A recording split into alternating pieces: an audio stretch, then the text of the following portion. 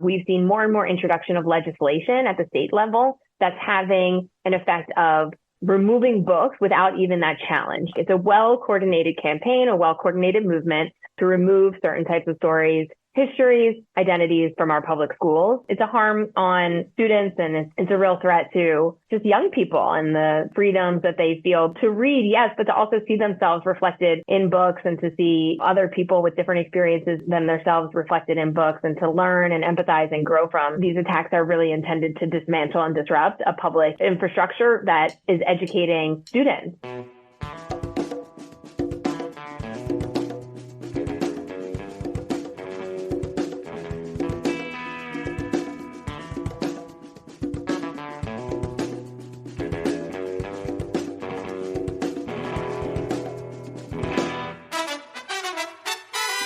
Welcome to episode 178 of the Refuse Fascism podcast, a podcast brought to you by volunteers with Refuse Fascism.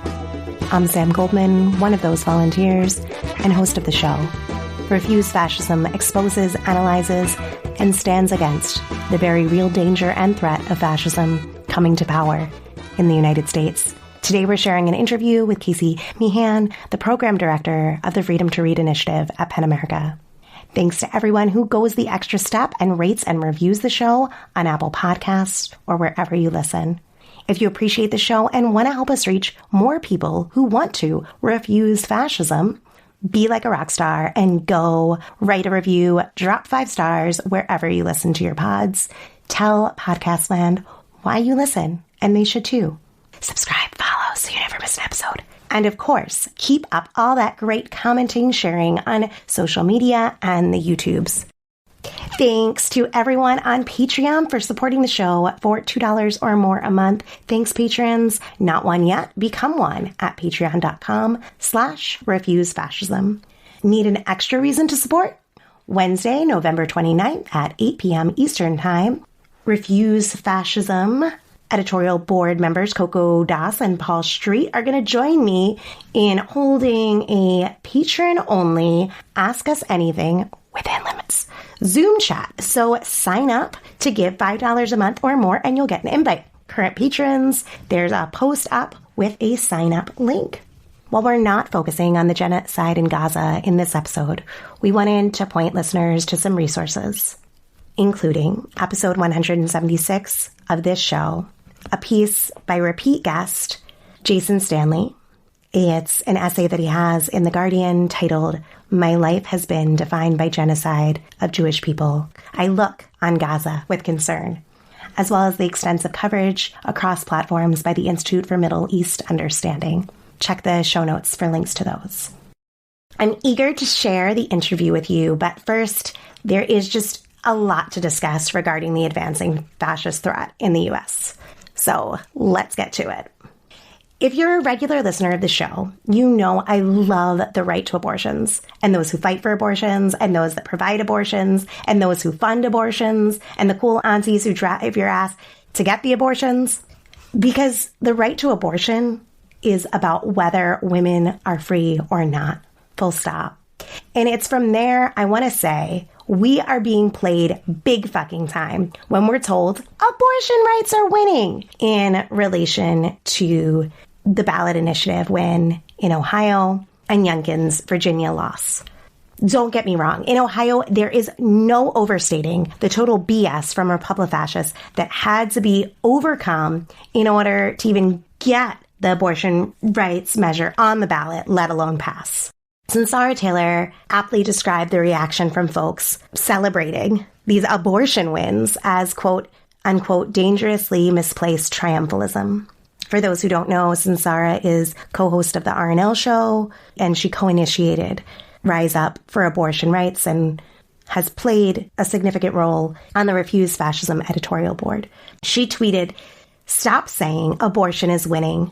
The national right to abortion is gone. Abortion is now banned in 21 states." And it's true. So I want to get into 3 things. Why a state-by-state strategy continues to be ultimately a losing strategy to win abortion rights, what's specifically happening in Ohio, and what that signals is still needed.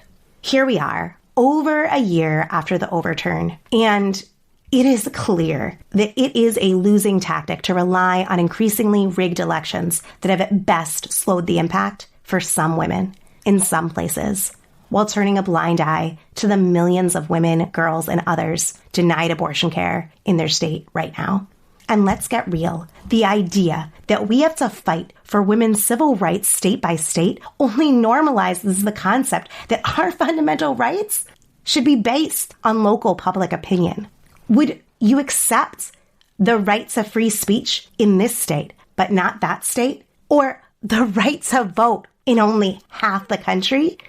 Or the right to worship, but not if you happen to live in the South?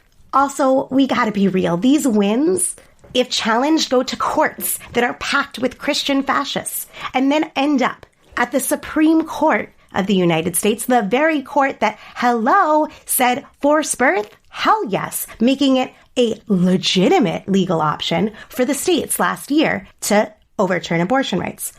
Female enslavement, stamped, sealed, and delivered by that court. These fascists are not stopping either. They're going after mifepristone, an abortion pill. It's on the line still.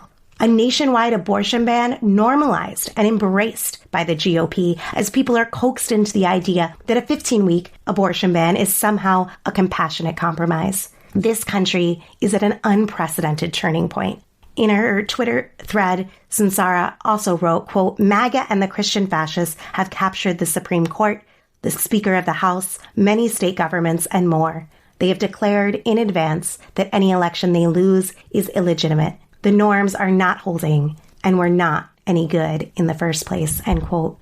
Now let's take a look at Ohio specifically. Ohio said yes to abortion rights, and Ohio GOP promptly replied, nah, we gonna do the fascism. Ohio Republicans won't accept the results of November 7th vote and are seeking to strip the courts of their power to interpret the abortion rights amendment, doing so to overturn the will of Ohio voters and continue to enforce abortion bans. More than a third of the Republican caucus in Ohio's House of Representatives issued a joint statement, basically pledging to keep up their fight to restrict abortion access. Remember, to these delusional fascists, anything they lose is, you got it, illegitimate. The fascists are going to fascist precisely as they keep promising to. Time for outrage? Abso-fucking-lutely. Surprise? No. We're being told to plead for Democrats to run, quote unquote, on abortion rights. But all evidence points to the obvious fact that they can win on abortion rights. But even if they win because of this, we don't actually win abortion rights. It's still not codified. And for decades, when Dems had the opportunity to codify the right to abortion before the loss of Roe, they didn't. The Dems have refused to fight for this for decades and led good people down this deadly path. Remember that the loss of Roe was with Democrats in the White House and Senate and House majorities. Don't let them control or corral your energies into the killing confines of this system. Our fury belongs in and our power lies in the streets, unignorably and relentlessly demanding legal abortion on demand and without apology nationwide. Trump spoke and posted a statement on Veterans Day. Yes, he called his foes vermin, both places. He derisively called them communists and Marxists. As dangerous as this is, we've heard much of this before. It's good to point out, but an excessive focus on just these keywords ultimately reinforces the seemingly instant and endless political amnesia in this country. His most extraordinary callback to the key tenets of fascism was not rhetorical, it was conceptual. He said, quote, "The threat from outside forces is far less sinister, dangerous, and grave than the threat from within," end quote. He went on to weave an airtight circular reasoning for using every tool at his disposal as once and future president to take out any obstacle in his path. Last month, he accused immigrants of poisoning the blood of this country. He famously accused all Mexican immigrants of being rapists and murderers, with some exceptions. He attempted to ban all Muslims and followed through to the best of his ability at the time. He threatened nuclear war multiple times as U.S. president. None of those targets could touch him, but the rickety rails of bourgeois democracy attempting to stabilize Its empire sidelined him. Through the lens of Hitler's fascist anti-Semitic conspiracism, this all makes perfect sense. Those quote-unquote outside forces are simply pawns to the greatest threat, internal dissent and opposition. And he is preemptively claiming the authority to weaponize the Justice Department and vastly expand the death penalty to deal with it. If you missed it, I have to play for you this clip from a Univision interview with Trump that just illustrates the level of revanchism Trump is promising, and that if the MAGA fascists return to power, they're going to make sure their opposition never holds power again. They've weaponized the Justice Department. They've weaponized the FBI. And they've come at me with the worst indictments. If they want to follow through on this, it could certainly happen in reverse. It could certainly happen in reverse. What they've done is they've released the genie out of the box. They have done something that allows the next party. I mean, if I happen to be president and I see somebody who's doing well and beating me very badly, I say, go down and indict them. Mostly what that would be, they would be out of business. They'd be out. They'd be out of the election. In my case, they were such pathetic indictments. As journalist Aaron Rubar noted, quote, Trump returning to power would result in serious and possibly violent constitutional crises, end quote. The Republic fascists are fighting for a permanent win, one that eliminates for good all their enemies and all of the people who they think have destroyed, quote unquote, their country. This is evident in the comprehensive schemes for fascist consolidation outlined in Living Color and Project 2025, which has barely been covered by the media. Despite the 5-alarm fire it represents, blatant dictatorship in which the unchallenged domination of these fascists would be enforced at every level and by every means at their disposal. Project 2025 details even deploying the military toward that end. His cronies are plotting to invoke the Insurrection Act day one he holds power. And this brings to mind a quote from Dorothy Thompson, one of the first American journalists to be expelled from Nazi Germany. Speaking about Hitler, she wrote, quote, one dismissed him, still clinging to the concept of normal, not wondering what might happen if such a man, surrounded by others with a capacity for organization, should come to the surface in a society which shared his own symptoms, a society which was also frustrated and sick, end quote. The GOP is driving forward full steam ahead for the installation of fascism, and we are being told to walk down the tracks, to ignore the train whistle. It's only the wind. We're going to get more into Project 2025 in future episodes. For sure, bring your questions to our patron-only Q&A Zoom chat happening Tuesday, November 29th. Let's get real. The fascists are setting the terms, swinging the Supreme Court like a sledgehammer, planning their vengeance, and preparing civil war, with Trump still the frontrunner. As we've said before and will continue to say, this is a time for truth, not delusion, for struggle, not complacency. On November 9th, after I had conducted my interview with Kasey, PEN America released their latest comprehensive report on educational gag orders titled America's Censored Classrooms 2023, Lawmakers Shift Strategies as Resistance Rises. It documents, quote, 110 new educational gag orders introduced in 2023, which primarily take aim at restricting speech about LGBTQ plus topics and identities in K-12 schools, and squelching the structures that underpin academic freedom at higher education institutions.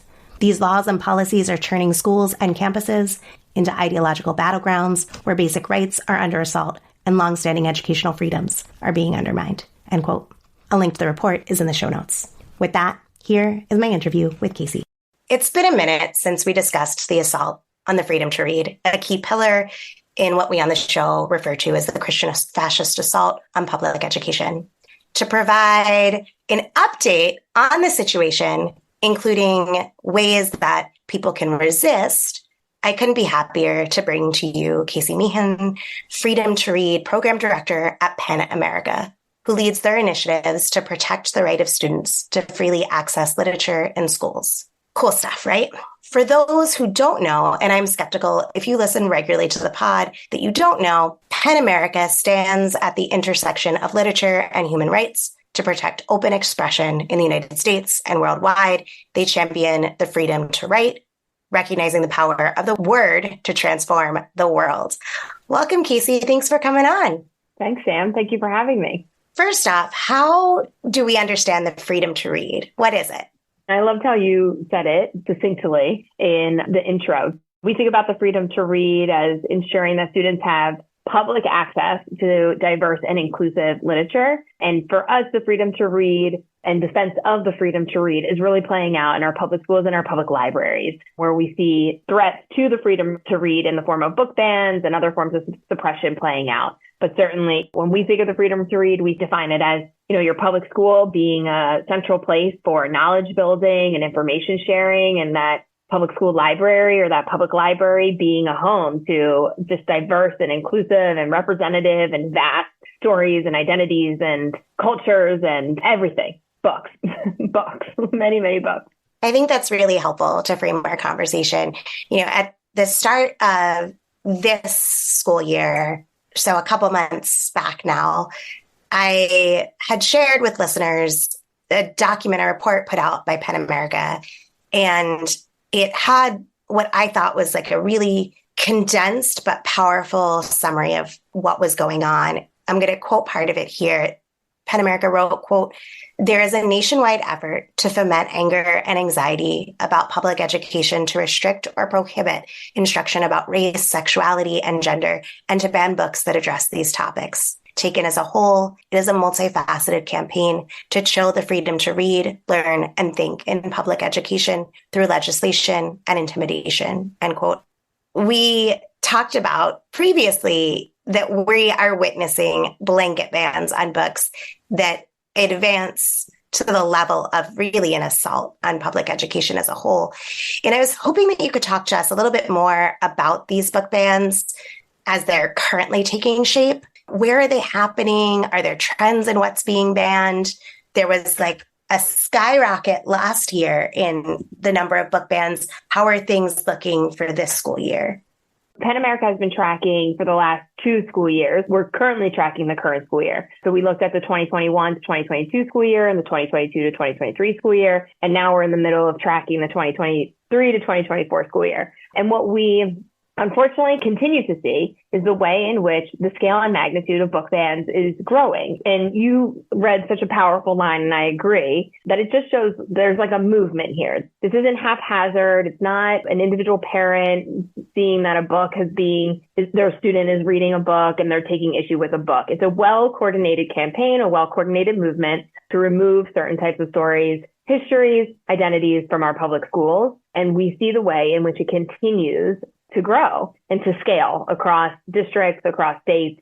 So when we first started tracking in 2021, that first school year, what we really saw was the outsized role that groups and activists were having at the very local level. So these were individuals or they were groups that were local to a school district that were challenging 10 books or 20 books or 5 books every couple months. And that was really where we saw the movement kick off. In the last school year and then continuing this school year, we've seen more and more introduction of legislation at the state level that's having an effect of removing books without even that challenge. In addition to the local activists and the local groups challenging books at the school level or the district level, we also see the way in which state legislation is now just prohibiting books from entire districts and entire states by really vague terminology in this legislation that's prohibiting content or instruction on sexual orientation, prohibiting any sort of quote unquote divisive concepts from being taught in schools, prohibiting sexually explicit or obscene material from being available to students. I think what's happening is like a true conflation of all these terms to really continue to remove stories with LGBTQ plus identities, stories with characters of color, stories that talk about multiple cultures and religions and ethnicities, and stories that have sex content in the books. Those are the books that we continue to see targeted and ultimately removed from access for students. Are there places where it's happening more than others? Yes, we track this in a few ways. There are some districts that are really kind of at the epicenter of book bans. So there's a few districts in Florida and Texas, in Pennsylvania, in our respective backyards. There are districts that have removed hundreds of book titles, and they really are where censorship is surging, these like hotspots of book removals. And then when we roll it up a next level to the state level, then again, we see Florida leading the way. Last school year, 40% of all book bans were tracked in Florida. were recorded as coming out of Florida school districts. We certainly see a lot of activity around book bans in Florida, but also followed by Texas, Utah, Missouri, Pennsylvania, Iowa in this year following recent legislation, Tennessee, the Carolinas, Virginia. There are these moments where different legislation or different campaign will just see a state pop up and surge in terms of book removals. When it comes to the legislation that isn't school board level decisions about books and what books students have access to, correct me if I'm wrong, but what you're saying is they're not giving specific book titles, right? They're not saying genderqueer is banned. They're saying books that have like a sexual content or whatever are banned. And so it is very easy to then restrict access based on that if you're somebody who wants to restrict what students have access to. Am I right? Yeah, I think it comes from two different places. We see legislation that does have these like very and increasingly vague terms. So where it first started as legislation that's prohibiting like pornographic, I'm putting everything in quotes, like quote unquote pornographic or quote unquote obscene material is prohibited in schools. That's common sense. That's already a felony offense. No porn is in schools. That's taken care of. But we're seeing more and more legislation. We're seeing legislation today prohibit that. And what's happening is that it's being interpreted in ways that do not align to any legal or colloquial definition of those terms. Like there's a large mislabeling and mischaracterization of books that are being removed when there is that type of legislation that prohibits that. But as people got a little savvier, the legislation also began to change up their language, where now we are seeing prohibitions on sexually relevant, quote unquote, material, hard to define, not clear. What does this mean? Presumably, there's a lot of subjective interpretation of what is sexually relevant. We've also seen most recently, there's legislation in Iowa that requires that all material needs to be age appropriate and anything that has sex is not age appropriate. So again, we see books that have people holding hands, your first kiss, your first date, like gentle young adult romance novels, as well as books that do talk about one's first sexual experience or talk about sexual assault and sexual abuse. Those books that have any sort of sex content in them are also being now removed from school libraries under this mislabeling that these books are not quote unquote age appropriate. Of course they are. We see the way in which the language that's being used in legislation is also getting more and more vague, coupled with the fact that many of these pieces of legislation will have real threats to educators, to librarians. So there is a threat of criminalization in many pieces of legislation where if you are deemed giving, inappropriate material to a student, you can be criminalized, a felony, misdemeanor offense. You could be fined up to, hundreds of thousands of dollars. There's also legislation that threatens decertification, that your certification could be revoked. I think there are some actors who are removing books because this is a opportunistic window to remove books that include content or characters or identities that make people feel some sort of way, as well as districts that are acting out of just extreme caution because they are concerned that their librarians or their educators are going to be accused of giving quote unquote harmful material to students and thus end up in really challenging and tricky situations. I think it's a little bit of this dance that districts are constantly navigating and the trade-offs that are in that. Do we protect librarians, but at the cost of access to books for students? Or do we make sure that students have broad, diverse, inclusive lit at potential risk to our educators and our librarians and our district leaders? So we do see that dance happening in many places across the country. Coupled with self-censorship, I think, amongst educators. Now, that said, it is true that people have faced consequences for reading books to their class. It's not make-believe fear. Absolutely. At the same time, I feel like if there was ever something to defy as an educator, book bans would be it. Risk be damned, but that's just me. Yes, I think for people who have whatever kind of security that they need to be able to take that risk, for sure. We've seen the way in which librarians have really stood up and against, or educators have stood up and against censorship. And there's an article that was going around today. Patty Hector was a librarian from Arkansas who was dismissed from her job. She has some great quotes. "I would rather be fired for supporting the First Amendment than sued for violating it." It's like, I have no regrets. I stood my ground, and if I got fired, so be it. But to think of that cost and that risk, it really is just an escalation of where we're at. you are in the middle of seeing all these books that are being banned. All of book bannings are concerning, but are there any books that you're seeing like come up again and again that you're like, wow, this is really dangerous that this is being stolen from young people? Yeah, we often see the same list appear across districts, across states, because again, there is this coordinated effort to remove certain types of books. So sometimes when one district receives a long list of books to be challenged, we see that same list pop up multiple states over. So it is quite coordinated. It's such a hard question to ask because now I feel attached to so many of these books that are being removed. You know, when we think about kind of the most frequently banned books, Genderqueer is at the top. I've read Genderqueer. To me, it's just a beautiful book about a young person, you know, navigating life. There are scenes that as like a cis straight woman that I also really identified with and felt seen. To remove that for individuals who are navigating their gender identity and their sexual orientation is a big loss. All Boys Aren't Blue. When I read that book, I felt like it was a true love story to George Johnson's family members. Flamer is another graphic novel around a young LGBTQ plus boy at like summer camp. It's like sweet as pie to me. It's hard for me to even rationalize where the fear and dislike of so many of these books come from. So certainly there are many books that have more contemporary representations of LGBTQ plus experiences and lives. And I think those are the books that have not been on shelves before, but certainly deserve to be in schools for students to access them. The other book, of course, The Hate U Give. I mean, Angie Thomas is such a prolific book for young people, right up there with Poet X by Elizabeth Acevedo. They're just contemporary reflections of like the real lives and conversations that young people are going through, particularly young people of color. So to be able to have that as a resource and then go see it in the movies and then go buy your Nike high tops and follow the character. I mean, it's such, why would we remove that book? There are also so many picture books that I really love. The one book recently, there was an educator fired in Georgia for reading My Shadow is Purple. Oh, it's so sweet. It's so sweet. I understand that it's about gender identity, but as a young kid reading it, like you're probably not going to make that jump. You're probably just going to think about the fact that everybody has a cool colored shadow, and that's really dope, whether your shadow is purple or blue or green, and you get to be your own self and have your own funky color shadow. So when those types of books, when those young picture books are pulled too, it's a harm on students, and it's a real threat to just young people and the freedoms that they feel to read, yes, but to also see themselves reflected in books and to see other people with different experiences than themselves reflected in books, and to learn and empathize and grow from literature that's already intentionally designed and curated and selected for young kids, young students. So I gave you a long list.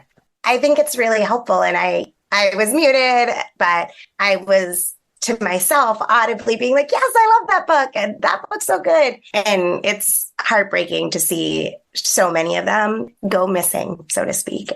I wanted to kind of lean into where you were going in the conversation when you started talking about the harms that these bans cause. And I wanted to look at it from the perspective of the impact and harm that's done by book bans, yes, to individuals. You spoke to some of that, and I'm sure you have more to say on that, but also the impact on society at large and education at large, how you view that.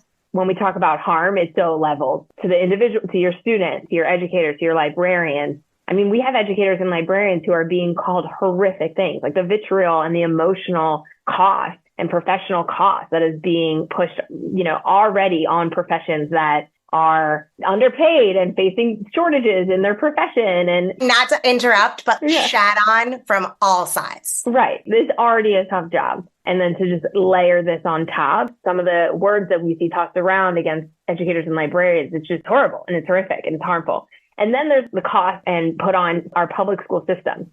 I had a group in a state tell me that their efforts to respond to an organization, a local parents organization that was challenging books, will cost the district $20,000 to $50,000 estimate just to respond to book challenges. I have heard other districts say it's in the hundreds of thousands when they're having to involve general counsel or lawyers or pay their, librarians to come in over the weekends or over summer to go and review entire library collections across the district. So the cost and the burden that we're seeing put on to public schools is really kind of scary. And public schools, as you know, are on shaky grounds. I mean, 2020 and the pandemic was very hard for public schools.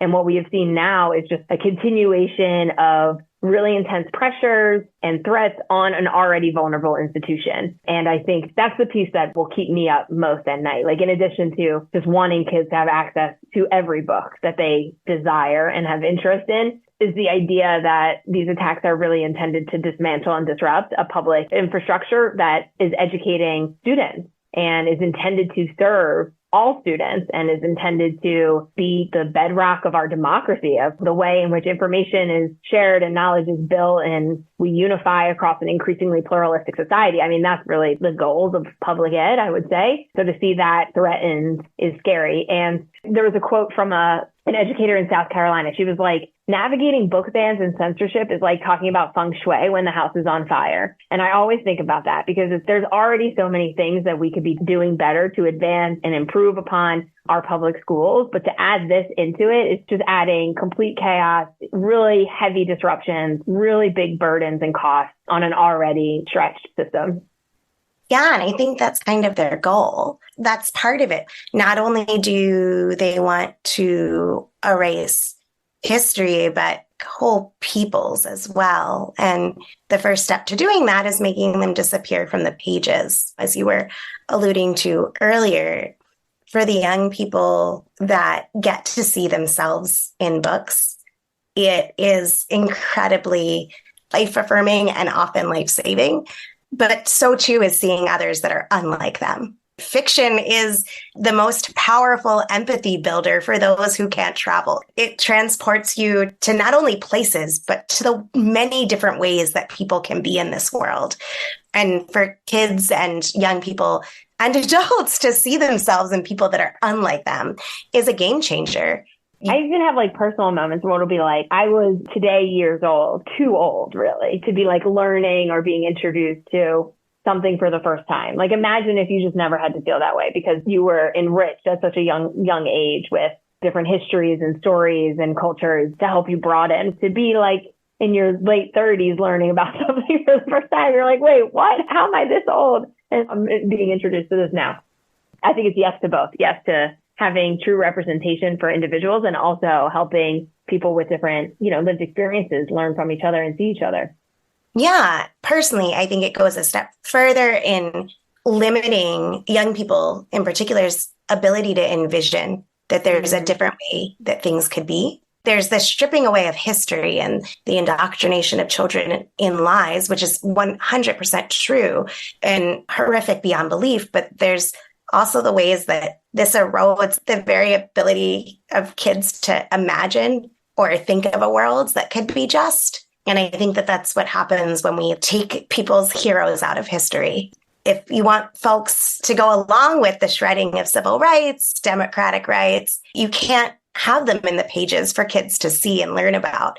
You can't promote the most vicious white supremacist program, thanks to DeSantis, and have books and ideas that celebrate Blackness and anti-racism, or go after, in the most horrendous ways, women and LGBTQ people, thanks Texas, and have classrooms rich in examinations of issues around identity or patriarchy. So I think that these things come together often in ways that people might not immediately see, but often have something pernicious lying right beneath, even if people don't want to go there. Absolutely. I was thinking too, I wish I had the source top of mind, but I did just read something. It was a little bit of like an aha moment. I mean, we often say that school classrooms, and I'm sure you could speak to this, school classroom and school library are already skewed. There already is a bias, even in the publishing industry, like take schools out of it. The books that are being published are already predominantly white and hetero and aligned with kind of like a Christian vision. What we have been seeing more and more is an effort to better diversify both books that are available for kids and adults. How does publishing kind of reorient itself to be more inclusive and to have better representation of its authors, of its identities in books? So we know that's happening like in real time, right? And then it's this conflict of no. And the other thing I read recently was that children's books uniquely have always had a role in offering a vision for what a future more just, more equitable society can look like. Historically, children's books maybe did that a little bit more subtly, more philosophical, or, it was like slightly behind the scenes that you had to understand the author's intention to really get there. And I think amazingly what we're seeing. Leo Leone is my favorite example of that. Yes. I don't know if you can see it. I have my Tilly in the wall I see. too. Right. And then we see like more children's books now kind of being more explicit, being more clear, like, anti-racist baby, A is for activism. Like we had these really strong and powerful books that are just showing up differently. All these things are happening at the same time. And what we what we see playing out in schools is just a real resistance to that progress, to advancing forward to something that's more inclusive and just and representative and equitable of all people in our big world.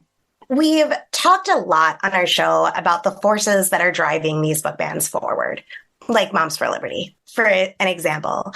What have you been up to with the Freedom to Read initiative? What are some of the things that you all are specifically focused on? We have our semi-annual book banning report. So I'll also say to listeners, if you know of a book ban that's happening, there's a tip line on our webpage. You can find us at www.pen.com/action, and you could share, let us know, because a big part of this is just for us is raising awareness. So the more we can count, the more we can quantify what's happening. Our kind of theory of change here is that we raise awareness to activate public will, that the more people that know what's happening, the more people will show up to oppose it. So that's a big part of our work, is tracking every single book ban. We have a research team and we always say they don't miss. They are on it. They have not missed a book ban across the United States in 2 years, which is beyond impressive. And then we also partner with many, many groups locally. So we have a fantastic partner in Florida, the Florida Freedom to Read Project, which I suggest to follow, coordinating with them around, are we writing, is there a school board letter, or do we want to put out a statement or an explainer? Just this week, we raised a case in Florida that's unfolding at Collier County Public Schools, where over 300 books were removed seemingly without process, out of compliance with that state legislation. So working very closely with partners locally to elevate what's happening and to continue to mobilize and bring people in. We also have a working group in Texas that's primarily parents across different ISDs that come together monthly to strategize how are we responding to legislation, how are we pushing back locally, and a similar group in Utah, the Let Utah Read Coalition. And then we have partners in Iowa, in South Carolina, in Michigan, and Missouri. We're a small team, but we try and be all over, and we try and be as responsive as possible in helping folks push back. Were there any highlights from Ban Book Week that you'd want people to know about? Yeah. Like something that brought you the most joy or hope? Ban Book Week in general, I would say this year, but Penn carried it all month. I mean, I do think we saw like a total saturation. It was just almost a jaw-dropping moment when we do this every day, but to hear from so many influencers and organizations and celebrities and activists from across the country using their voice to push back on book bans, that itself, the scale of it was quite powerful to me. But I did get to attend an event in Austin, Texas at Book People. Book People is a current plaintiff in legislation against the state, which has a piece of legislation that would impose ratings that independent booksellers and vendors of books would have to put a sexual rating on books. Book People and others are part of it, but aside from that ongoing litigation, we were able to celebrate books at Book People in Austin, and they brought Nicole Cardoza, who's a magician. She's a Black female magician from Austin. She came and did a magic show, and then we connected it to just like the magic of storytelling and why she referenced herself that growing up, she wasn't exposed to representation of Black female magicians. And it wasn't until much later that she learned about a whole kind of network of some of the earliest magicians were Black females that toured the country. And that learning that inspired her to pick it up. So it was just amazing to connect to that joy of magic. Storytelling is so magical and books are so magical, and to really put that front and center in a cool way. That was a special event for me. Thanks so much for sharing that. That sounds like a lot of fun. Yeah, I know. I really think I want to go on the road with both of them. I'm like, we need, we need magic and storytelling to go on tour. It was so good. I was looking at all things Pen America, and I found that you're doing like a virtual event for high school students who are interested in opposing book bans. Ongoing. We have, I think our fourth session is this Thursday. So we have a partnership with the Brooklyn Public Library to offer a Freedom to Read Advocacy Institute for high schoolers. And it's a 4-week virtual series. So we're just wrapping up our fall institute, but we'll have a spring institute later. And it's incredible. There's 4 modules. The first is what is freedom to read? What is free expression? What is the First Amendment? And what are your rights as students? The second is thinking more locally about school board meetings and how to get engaged and what are the guidelines or avenues in which students can be activists in their own community. And then our third and fourth session, we bring authors whose works have been banned, other student activists who have led the way, and just have kind of like an open conversation between students across the country to learn from both authors and other peer activists. It's really impressive. We have about 100 students joining for this fall series and look forward to doing it again in the spring. That's phenomenal. There's sometimes pushback now amongst those who aren't as active in education, I guess I would say, where I'll talk about book bans and I'll get something like, well, they can just Google now things. They don't need the books that we needed or something like that. Or like, didn't technology change it because they can learn about things through TikTok or whatever they tell themselves? How do you respond to that? Yeah, I mean, in some ways, that makes it even more confusing that we're going to try and remove books. It's like, young people have access to so much information on their fingertips. And the idea that like books would somehow be more harmful than, I don't know, some other thing that we need to censor and remove books because of the risk they impose on students. Sometimes I think like that argument, I'm like, well, yeah, if you talk yourself around like to it, our issue here is not having books in classrooms and libraries. I mean, that's important and not really a risky activity here to put your kid in a library and tell them to read a book. What I worry we've forgotten a little bit, just like societally, and I think we mentioned this, is just why do we have public schools? Why do we have public libraries? Why do we have public school libraries? Why do teachers spend so much money and years generating a classroom library collection that is so meaningful to them because they think it's going to connect so deeply with students in their classroom? The beauty of libraries is this like self-inquiry piece that you can go and explore and pick up a book and put it back and pick up another book and put it back. And you might be able to take out a book from your school library that's way above your reading level. And you bring that home and maybe you and a parent get to read it together. Or you might just bring home a book so you could flip through the pages. I mean, that's part of the joy of reading, and that all of those things are known to increase literacy for young kids. Sometimes I think we need like a rebrand on like libraries are important and here's why. And classroom libraries are cool and school libraries are cool and public libraries are cool because they're a true public resource for so many. As we close out the conversation, if folks want to get involved or want to hear more from Pen America or you, where should they go? What should they do? The easiest way is to follow us on our social. So we have a pretty active Instagram. I will only call it Twitter and TikTok. So you can find us on social, and we will often update when we have like petitions or sign-on letters or cases of book bans that you can get that there. We also have an action page that I mentioned earlier, the www.pen.org/action. So you could join on and see more updated mobilization and activations that Penn is running with many partners all the time. And then I think locally, like something as simple as checking in with your librarian or taking a peek at your school district's reconsideration policies to see that they're up to date. Go visit your public library, take out a banned book. Those are all really incredible small things to do too. I want to thank you so much, Kasey, for the work that you do and for coming on and sharing your expertise and perspective and time with us. Thank you so much for having me. Thank you for having this pod. I look forward to all your future episodes too. Now I'm a fan. You got another fan today too. Thanks, Kasey.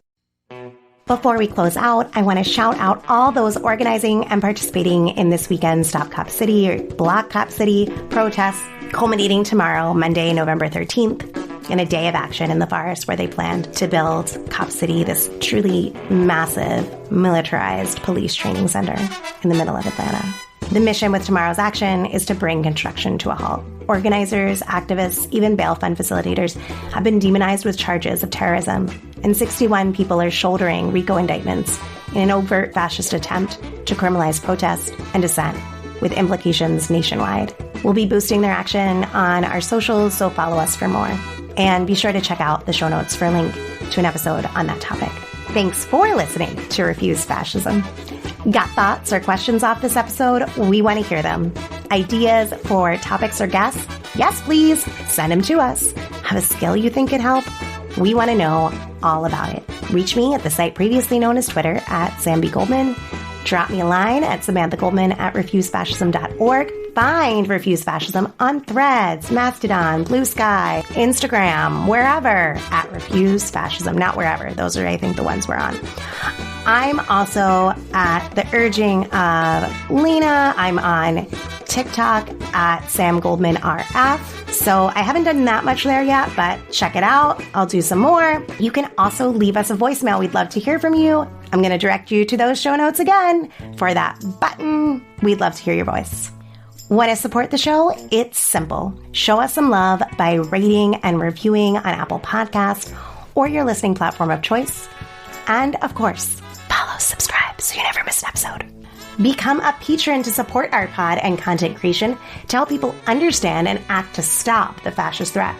Give today at patreon.com/refusefascism or visit refusefascism.org and hit that donate button. Sign up for $5 a month or more, and you'll get an invite for a virtual Q&A with Coco Das, Paul Street, and myself on Wednesday, November 29th at 8 p.m. Eastern Time. Thanks to Richie Murney, Lena Thorne, and Mark Tinkelman for helping produce this episode. Thanks to incredible volunteers. We have transcripts available for all our shows, so be sure to visit refusefascism.org and sign up to get them in your inbox. Until next Sunday, in the name of humanity, we refuse to accept a fascist America.